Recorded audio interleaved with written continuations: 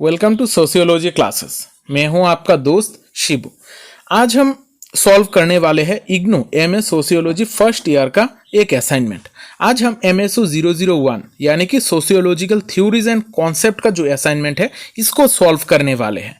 अब ये जो असाइनमेंट है ये कौन से स्टूडेंट्स के लिए है? जो सारे स्टूडेंट जुलाई 2024 में और जनवरी 2025 में अपना एडमिशन लेने वाले हैं वो सारे स्टूडेंट्स के लिए ये असाइनमेंट है।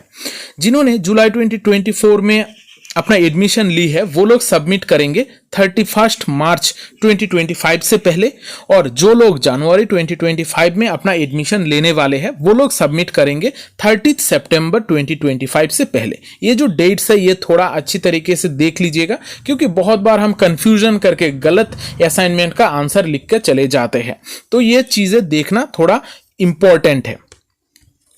तो जब हम इग्नू के असाइनमेंट की बात करते हैं, इग्नू का असाइनमेंट बहुत इंपॉर्टेंट होता है, क्योंकि टोटल मार्क्स में से आपका जो 30% मार्क है, वेटेज है मार्क्स का, वो आपको असाइनमेंट से मिलता है। तो इस वजह से असाइनमेंट को अच्छी तरीके से प्रेजेंट करना, इसका आंसर्स अच्छी तरीके से लिखना बहुत ज़्यादा ज़रूरी है। ये आपको मार्क्स कैरी करने में बहुत ज़्यादा मदद करेंगे। तो यहाँ पर जो एमएसओ 001 का असाइनमेंट है, इनमें आप लोगों को 8 क्वेश्चंस दिखेंगे। हर सेक्शन में 4-4 क्वेश्चंस दिए गए हैं। आपको टोटल 5 क्वेश्चंस का आंसर करने होंगे। यहाँ पर आपको हर सेक्शन से 2 क्वेश्चन कम से कम उठाने होंगे, यानी कि एक सेक्शन से आपको 2 आंसर करना पड़ेगा और दूसरे सेक्शन से आपको 3 आंसर करने होंगे, यानी कि टोटल 5 क्वेश्चन का सल्यूशन करना होगा। जब हम असाइनमेंट का आंसर लिखेंगे तो कुछ चीजें ध्यान में रखना जरूरी है। जैसे आपका जो आंसर है वहां पर आपको इंट्रोडक्शन और कंक्लूजन लिखना जरूरी है। ये मैंडेटोरी है इग्नू का आंसर राइटिंग में। इंट्रोडक्शन और कंक्लूजन बहुत ज्यादा जरूरी है, और यहाँ पर आपका जो मार्जिन है, पेज का मार्जिन है, वो भी करना पड़ेगा।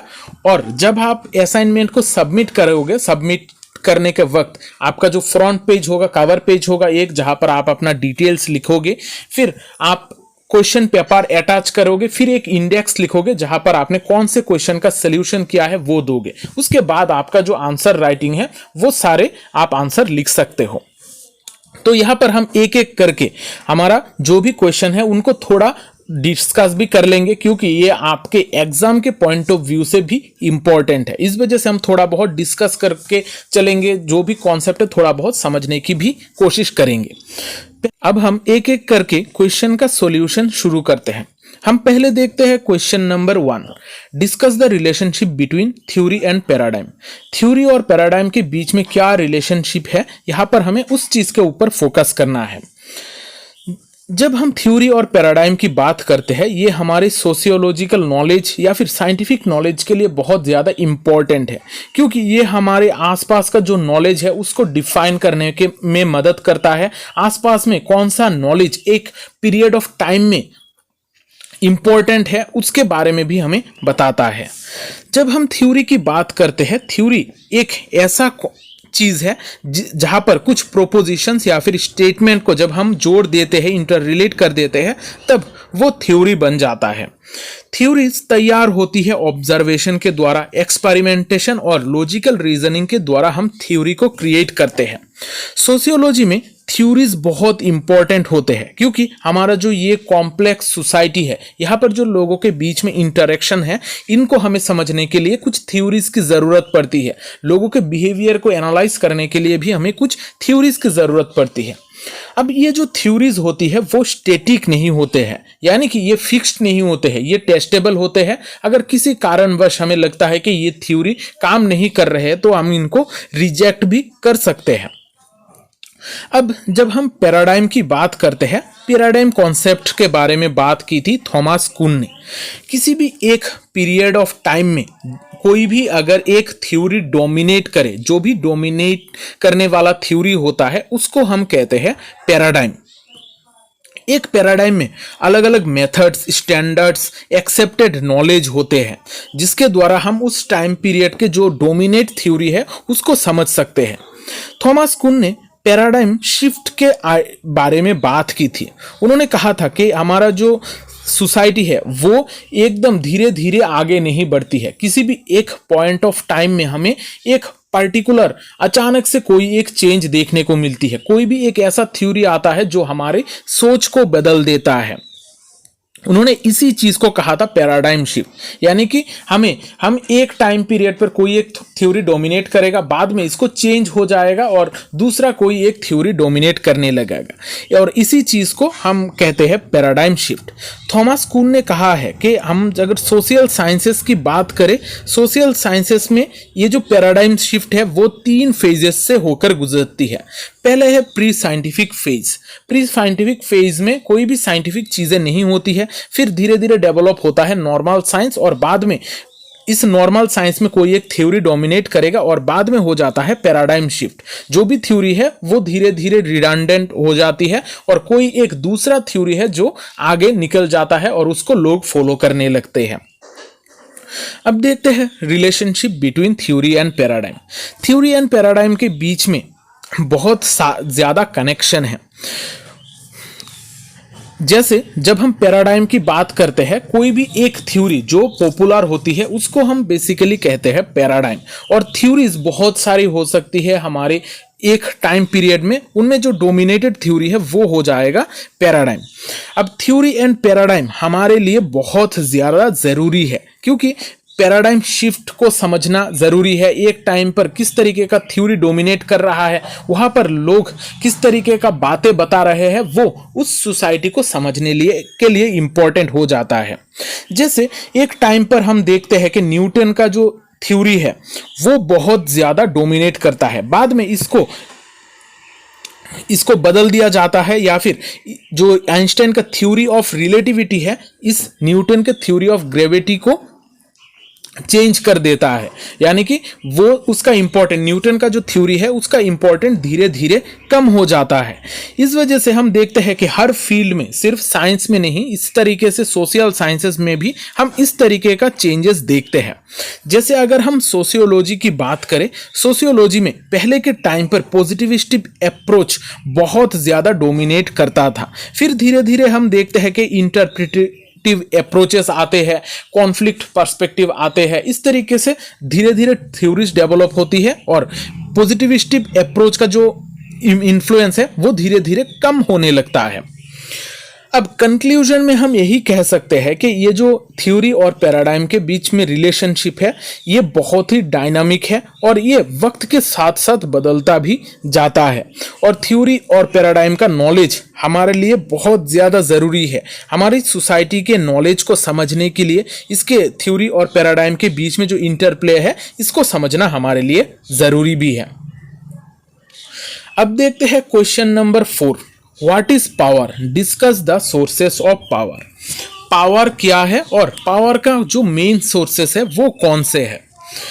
अब पावर एक ऐसा फंडामेंटल कॉन्सेप्ट है सोशियोलॉजी में जो हमें हर जगह पर देखने को मिलती है, क्योंकि हम सोसाइटी के बारे में पढ़ते हैं। यहाँ पर जब हम पावर की बात करते हैं, यहाँ पर किसी भी एक इंडिविजुअल के पावर के बारे में भी बात की जा सकती है, या फिर ग्रुप किस तरीके से हमारे ऊपर इन्फ्लुएंस करता है, हमें किस तरीके से कंट्रोल करता है, मैनिपुलेट करता है, ये सारी चीजें भी पावर का ही हिस्सा है। तो हमारी सोसाइटी में पावर का जो रिलेशनशिप है ये हमारे स्ट्रक्चर में ही, सोसाइटी का स्ट्रक्चर में ही बसता है। अब जब हम पावर की कॉन्सेप्ट की बात करते हैं, पावर का कॉन्सेप्ट अलग अलग स्कॉलर्स ने पावर को डिफरेंट तरीके से डिफाइन करने की कोशिश की है। किसी ने कहा है कि जो हमारा नॉलेज है, हमारा नॉलेज ही पावर है, और किसी का कहना है कि हमारे इंटर रिलेशन के बीच में, पॉलिटिकल रिलेशन के बीच में हमारा पावर बसता है। तो हर किसी का पावर का समझना, पावर का कॉन्सेप्ट हर किसी के लिए एक जैसा नहीं है। जैसे थॉमस होबेस, जॉन लॉक कहते हैं कि जो पावर है ये फ्रीडम और लिबर्टी के साथ जुड़ा हुआ है। इसी तरीके से मिशेल फोको भी कहते हैं कि जो पावर है ये एक कैपेसिटी है या फिर राइट ऑफ एक्ट है। इस तरीके से और भी स्कॉलर्स हैं जिन्होंने पावर के बारे में अलग अलग बातें बताई है। अब देखते हैं सोर्सेस ऑफ पावर। जब हम सोर्सेस ऑफ पावर की बात करते हैं तो हमारे डे टू डे लाइफ में या फिर हमारा पॉलिटिकल सिनेरियो में, सोशल सोसाइटी में हमें अलग अलग जगहों पर डिफरेंट तरीके का पावर देखने को मिलता है। इनमें से जो इंपॉर्टेंट सोर्सेस ऑफ पावर है, जहां से पावर जनरेट है, वो हम एक एक करके देखते हैं। जैसे पर्सनालिटी एंड लीडरशिप। अगर किसी भी एक इंसान में पर्सनालिटी हो, उसमें लीडरशिप के क्वालिटीज हो, तब उसके पास पावर होता है। जैसे हम देखते हैं महात्मा गांधी, फिर नेताजी सुभाष चंद्र बोस, ये जो लोग हैं इनके पास पावर होता है। तो यहाँ पर उनके पास पर्सनालिटी और लीडरशिप ये दोनों होती है और उनके पास पावर हमें देखने को मिलती है। फिर होता है नंबर्स ऑफ पीपल। जितना ज्यादा लोग होंगे पावर भी उतना ज्यादा होगा। इस वजह से सोसाइटी में जब लोग इकट्ठा होते हैं, ग्रुप में होते हैं, यहाँ पर हम बेसिकली जो रिवोल्यूशंस होते हैं, जहां पर लोग सोशल मूवमेंट्स करते हैं, यहां पर इस नंबर ऑफ पीपल को देखते हैं। यानी कि जितना ज्यादा संख्या में लोग योगदान करेंगे मूवमेंट्स में, उतना ज्यादा इसका सफल होने का चांसेस है, क्योंकि उनके पास पावर ज्यादा होता है। फिर देखते हैं रिसोर्सेस ऑफ और प्रॉपर्टी। किसके पास कितना ज्यादा रिसोर्सेस है वो उतना ज्यादा पावरफुल है। जिसके पास वेल्थ, प्रॉपर्टी या फिर नॉलेज ज्यादा होगा वो उतना ज्यादा पावरफुल भी होगा और सोसाइटी में उसका इन्फ्लुएंस भी ज्यादा होगा। किसी के पास स्किल्स और एबिलिटीज हो सकते हैं। जिसके पास जिस तरीके का स्किल्स है उसके हिसाब से उसके पास कुछ पावर्स होंगी। फिर हम देखते हैं मीडिया। मीडिया आज के टाइम पर मॉडर्न वर्ल्ड में बहुत एक पावरफुल टूल है। जिसके पास मीडिया का कंट्रोल है वो ही ज्यादा डोमिनेट करता है। खासकर जब हम पॉलिटिकल सिनेरियो की बात करते हैं, पॉलिटिक्स में ये जो मीडिया है बहुत इंपॉर्टेंट है। आजकल हर पार्टी चाहती है कि मीडिया को कंट्रोल करने के लिए। फिर यहाँ पर कुछ कोएर्सिव फोर्सेस है। कोएर्सिव फोर्सेस यानी कि जो आपको इन्फ्लुएंस करेगा, आपको कोई भी एक काम करने के लिए मजबूर करेगा। यहाँ पर जो बेसिकली फोर्सेस होते हैं उनके पास कोएर्सिव फोर्स होते हैं, या फिर जो भी नेता लोग होते हैं जिनके पास पावर होते हैं उनके पास भी कुछ कोएर्सिव फोर्सेस होता है। खासकर उनके पास पुलिस और मिलिट्री को इन्फ्लुएंस करने का ताकत होता है और उसके जरिए आपको काम कराया जाता है। फिर ऑर्गेनाइजेशन, आपका पास किस तरीके का ऑर्गेनाइजेशन है। अगर एक वेल ऑर्गेनाइज्ड ग्रुप होगा तो उसके पास पावर होगा। अगर किसी ऑर्गेनाइजेशन के ऊपर डिपेंड करता है कि किस तरीके का पावर हो सकता है उस ऑर्गेनाइजेशन में। अब कंक्लूजन में हम यही कह सकते हैं, पावर एक बहुत ही कॉम्प्लेक्स चीज है जहां पर इसके बहुत सारे अलग अलग एस्पेक्ट्स हम देख सकते हैं, इसके अलग अलग सोर्सेज देख सकते हैं और बहुत सारे डिफरेंट स्कॉलर ने पावर को अलग तरीके से समझाने की कोशिश की है। तो पावर हमें सोशल कंट्रोल करने में मदद करता है और किसी भी एक चीज को हम किस तरीके से बिहेव करेंगे ये भी डिपेंड करता है उस सोसाइटी में पावर किस तरीके से यूज किया जा रहा है। अब देखते हैं question number 6, what is modernity, discuss Giddens concept of modernity. Modernity क्या है और एंथनी गिडेंस ने मॉडर्निटी को कौन से कॉन्सेप्ट के बारे में बात की है, यहां पर हमें डिस्कस करने के लिए बोला गया है। अब जब हम मॉडर्निटी की बात करते हैं, मॉडर्निटी भी एक बहुत ही कॉम्प्लेक्स और मल्टीफेस्टेड कॉन्सेप्ट है, जहां पर हिस्टोरिकल टाइम पीरियड से ही ये मॉडर्निटी का जो कॉन्सेप्ट है ये धीरे धीरे आगे बढ़ रहा है और हमारी सोसाइटी में जो ट्रांसफॉर्मेशन हो रही है, सोशल, इकोनॉमिक, पॉलिटिकल या फिर कल्चरल, ये सारे ट्रांसफॉर्मेशन के वजह से ही हमारी सोसाइटी धीरे धीरे मॉडर्न हो रही है। और जब हम ट्रेडिशनल सोसाइटीज से निकलकर आगे की सोसाइटी में आगे बढ़ते हैं, थोड़ा कॉम्प्लेक्स सोसाइटीज में जाते हैं, तब इसको हम नॉर्मली मॉडर्निटी कहते हैं। मॉडर्निटी जो टर्म है ये बहुत सारी चीजों के साथ जुड़ा हुआ है। अलग अलग स्कॉलर्स मॉडर्निटी को डिफरेंट तरीके से डिफाइन करते हैं, लेकिन बेसिकली हम कहते हैं अगर एग्रीरियन सोसाइटीज है, एग्रीरियन सोसाइटीज से जब हम इंडस्ट्रियल या फिर अर्बनाइज्ड सोसाइटीज में जाते हैं तब इसको हम नॉर्मली मॉडर्निटी कहते हैं। मॉडर्निटी में बहुत सारे अलग अलग चीजें होती है। यहाँ पर नेशन स्टेट का कॉन्सेप्ट अलग होता है, यहाँ पर बहुत सारे में ऑर्गेनाइजेशन देखने को मिलती है, मॉडर्न ब्यूरोक्रेसीज देखने को मिलती है और मार्केट इकोनॉमी बहुत ज्यादा आगे बढ़ती है। अब मॉडर्निटी का कॉन्सेप्ट पढ़ने के टाइम एंथनी गिडेन ने मॉडर्निटी के बारे में क्या कहा है ये जानना भी बहुत इंपॉर्टेंट है। यहाँ पर जब हम एंथनी गिडेन की बात करते हैं, ये एक प्रोमिनेंट सोशियोलॉजिस्ट है जिन्होंने मॉडर्निटी के ऊपर काम किया है। उन्होंने देखा है कि मॉडर्निटी हमारी सोसाइटी में आज भी नहीं आया है। मॉडर्निटी के बाद जो पोस्ट मॉडर्न फेज है उसमें हमने अभी तक एंटर नहीं किया है। तो मॉडर्निटी में बहुत सारी चीज़ों के बारे में उन्होंने बातें की है।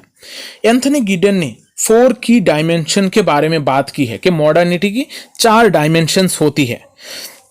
पहला है कैपिटलिज्म, यानी कि हमारे सोसाइटी में जो भी कैपिटलिज्म है, इकोनॉमिक मार्केट है, कैपिटलिस्ट्स के बेसिस पे ये मॉडर्न सोसाइटी में हमें देखने को मिलती है। अगर कोई भी सोसाइटी मॉडर्निटी में जा रहा है या फिर मॉडर्निटी में है तो वहाँ पर हमें कैपिटलिज्म देखने को मिलेगा।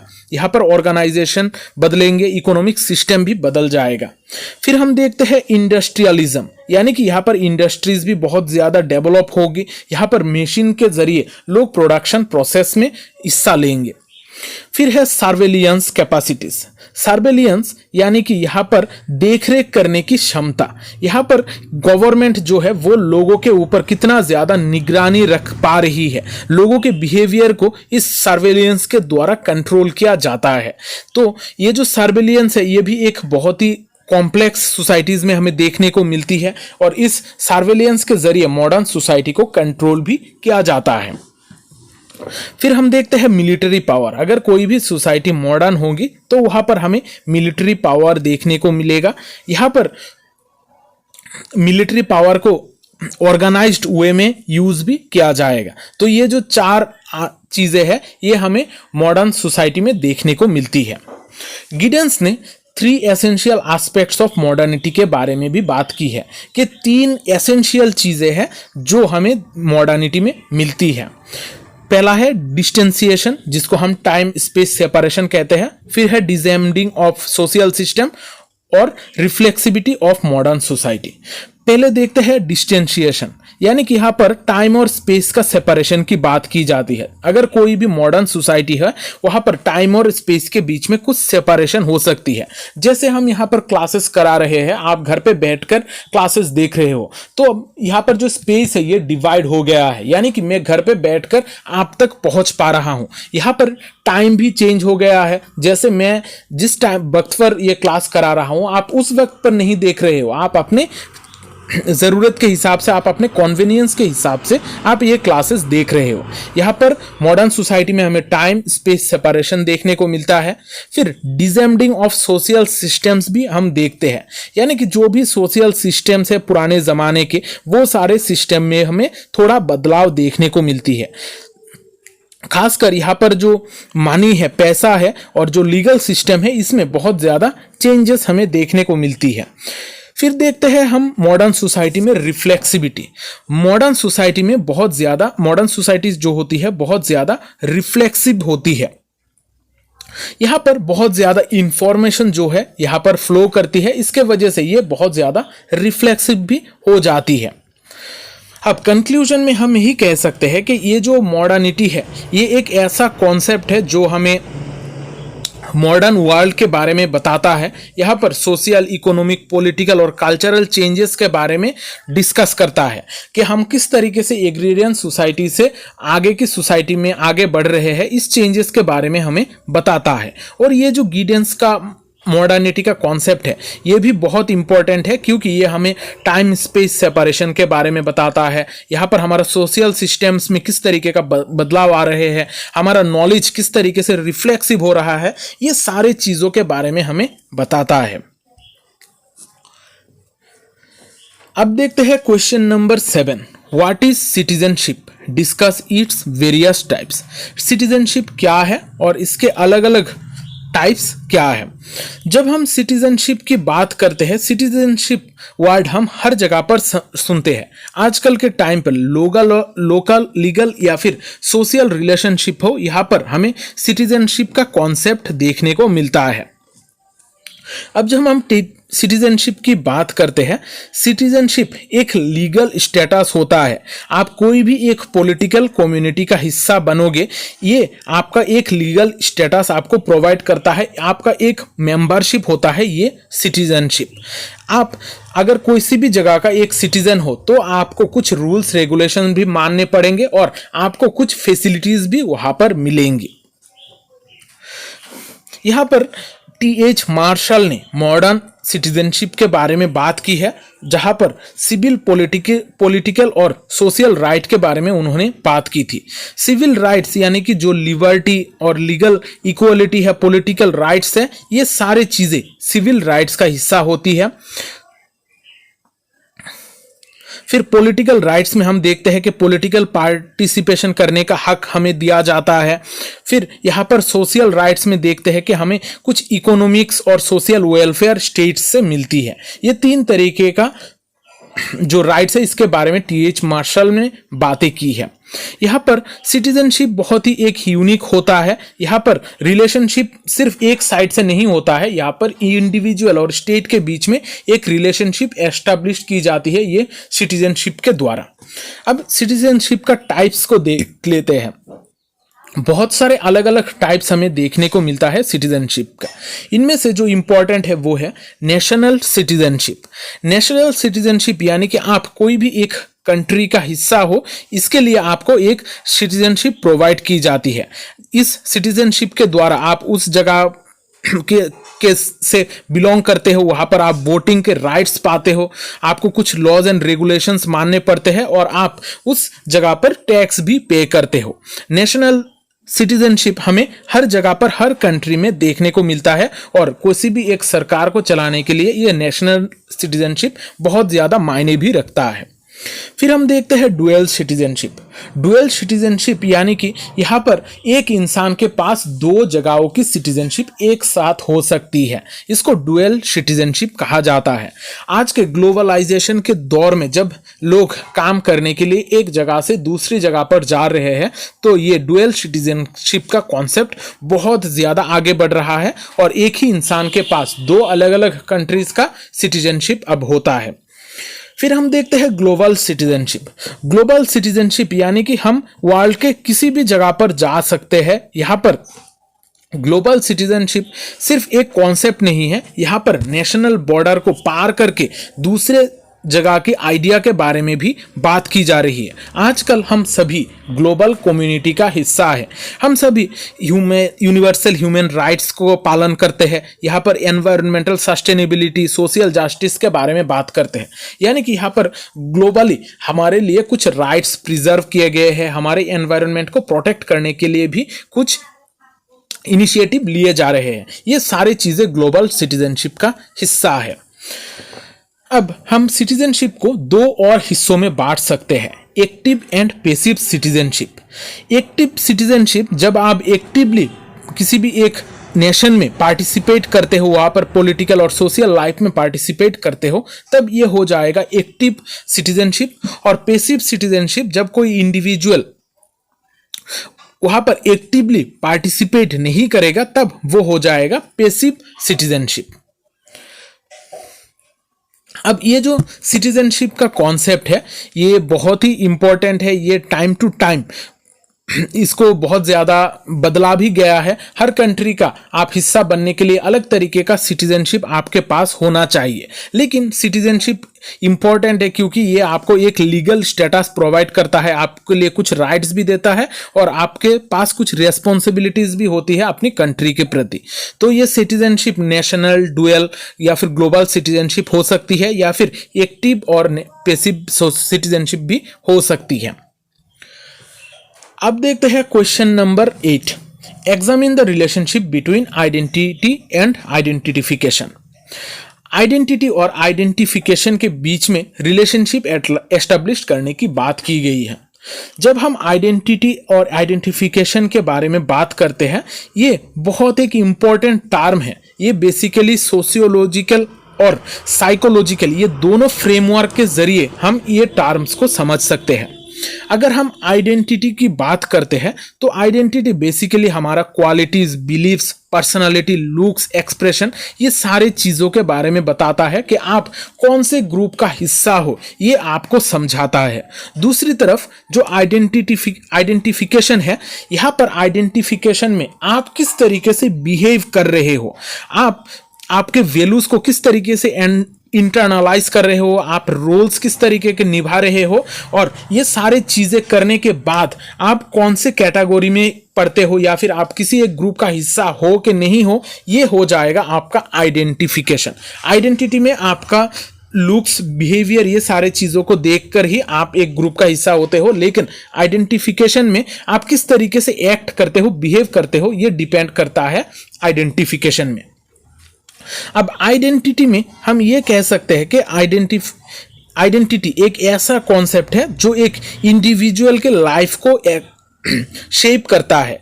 यहाँ पर बहुत सारे लोगों का जो आइडेंटिटी है ये बर्थ से ही क्रिएट हो जाती है कि वो कौन से कास्ट या फिर कौन से रेस या फिर कौन से एथनिक ग्रुप से बिलोंग करता है, ये सारी चीज़ें हमें बाय बर्थ मिल जाती है और इसके रिगार्डिंग हमारा कुछ रोल्स और रेस्पॉन्सिबिलिटीज भी होती है। यहाँ पर एरिक एरिक्सन का थ्योरी ऑफ आइडेंटिटी है, थ्योरी ऑफ आइडेंटिटी फॉर्मेशन है, जहां पर उन्होंने बताया कि किस तरीके से लोगों का आइडेंटिटी फॉर्म होता है। लोग कम्युनल कल्चर में हिस्सा लेते हुए किस तरीके से चाइल्डहुड से लेकर एडोलेसेंट तक अपना आइडेंटिटी को फॉर्म करते हैं। अब देखते हैं आइडेंटिफिकेशन के बारे में।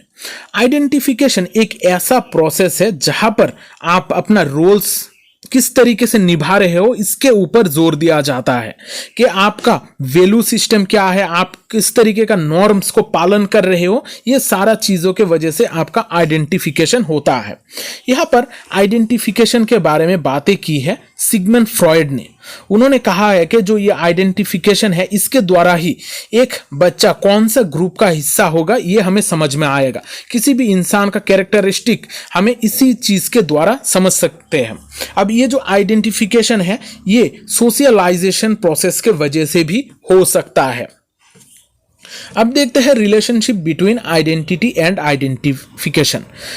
आइडेंटिटी और आइडेंटिफिकेशन के बीच में बहुत सारा रिलेशनशिप भी है, क्योंकि यहाँ पर हम जब सोसाइटी की बात करते हैं, जब लोग एक दूसरे के साथ रहते हैं, यहाँ पर उनका आइडेंटिटी को हमें आइडेंटिफाई करना ज़रूरी होता है। जब हम उनके आइडेंटिटी को आइडेंटिफाई करते हैं तब उसको कहा जाता है आइडेंटिफिकेशन। यहाँ पर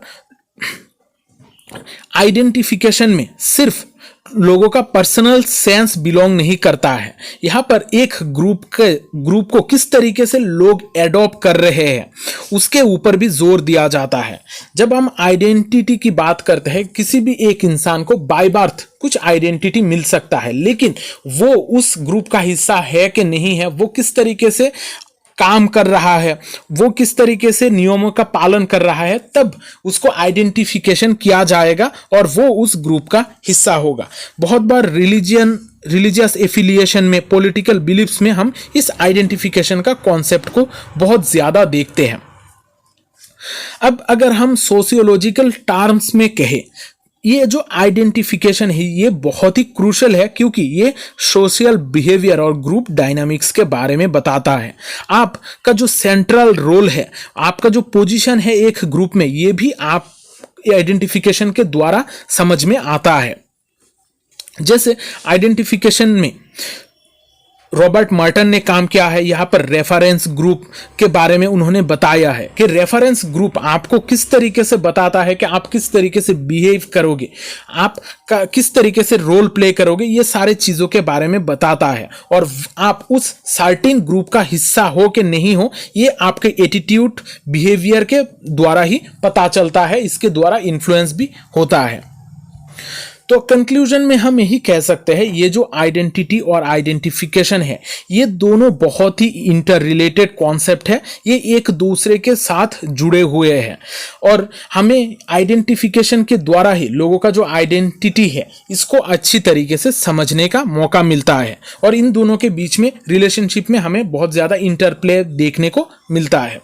तो आज का ये जो असाइनमेंट का सल्यूशन है मैं यहाँ पर ही ख़त्म करता हूँ। आशा करता हूँ आप लोगों को ये सारी चीज़ें समझ में आ गई है। अगर आप लोगों को ये असाइनमेंट का सल्यूशन अच्छा लगा है तो वीडियो को लाइक और शेयर ज़रूर कर दीजिएगा, क्योंकि शेयरिंग इज़ केयरिंग। तो यहाँ पर ये जो चैनल है यहाँ पर सिर्फ आपका असाइनमेंट का सल्यूशन नहीं, यहाँ पर आपको टोटल प्लेलिस्ट मिल रहा है हर एक सब्जेक्ट का। यहाँ पर MSO 001, 002, 003, 004 हर किसी के लिए आपको एक एक सेपरेट प्लेलिस्ट मिल रही है। आप लोग ये जो प्लेलिस्ट है इनसे अच्छी तरीके से स्टडी कर सकते हो। आपको एग्जाम में प्रिपेयर करने में बहुत ज़्यादा आसानी होगी। आपको बुक्स वगैरह पढ़ने की भी ज़रूरत नहीं है, आप लोग डायरेक्ट ये प्लेलिस्ट से पढ़कर एग्जाम भी दे सकते हो। तो आज का ये जो सेशन है मैं यहाँ पर ही ख़त्म करता हूँ।